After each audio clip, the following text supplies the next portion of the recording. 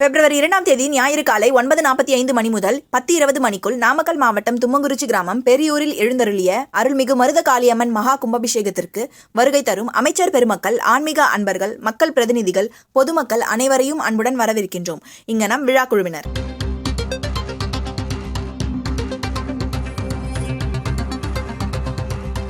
அண்மை செய்தி.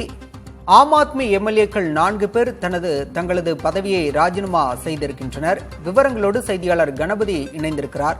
கணபதி, இன்னும் சில நாட்களில் தேர்தல் நடைபெற உள்ள நிலையில் ஆம் ஆத்மி எம்எல்ஏக்களின் முடிவு ஆம் ஆத்மி கட்சிக்கு பெரும் பின்னடைவை ஏற்படுத்துமா?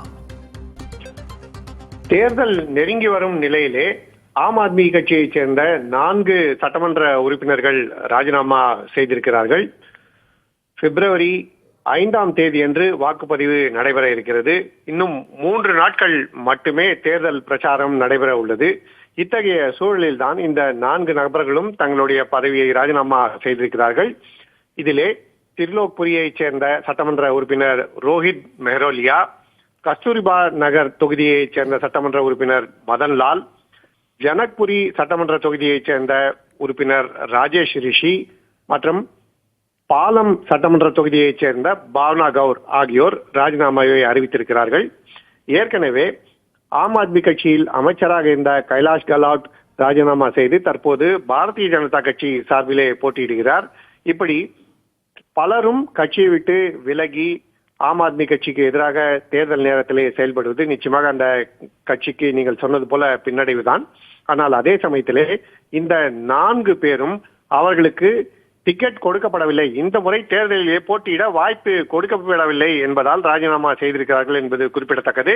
இந்த 4 தொகுதிகளுக்குமே வேறு வேட்பாளர்கள் ஆம் ஆத்மி கட்சி சார்பாக போட்டியிடுகிறார்கள். ஆகவே அதிருப்தி காரணமாக இவர்கள் ராஜினாமா செய்திருக்கிறார்கள் என்பது தெளிவு. ஆனால் இத்தனை நாள் காத்திருந்து தற்போது தேர்தலுக்கு 3 நாட்கள் மட்டுமே பிரச்சாரம் நடைபெற உள்ள நிலையில் 5ஆம் தேதி வாக்குப்பதிவு நடைபெற உள்ள நிலையிலே தற்போது ராஜினாமா செய்திருக்கிறார்கள். ஆகவே நிச்சயமாக இது தேர்தல் நெருங்கி வரும் சமயத்திலே ஆம் ஆத்மி கட்சிக்கு நெருக்கடியாக இருக்க வாய்ப்பு உள்ளது. பாலா, தேர்தல் நடைபெற இன்னும் சில நாட்களே உள்ள நிலையில் ஆம் ஆத்மி எம்எல்ஏக்கள் தங்களுக்கு மீண்டும் வாய்ப்பு வழங்காததால் தங்களுடைய பதவியை ராஜினாமா செய்திருக்கின்றனர். விரிவான தகவல்களுக்கு நன்றி கணபதி.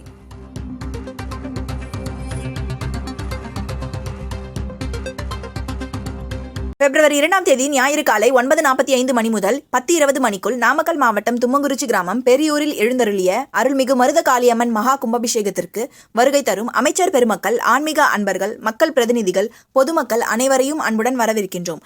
இங்கனம் விழா குழுவினர்.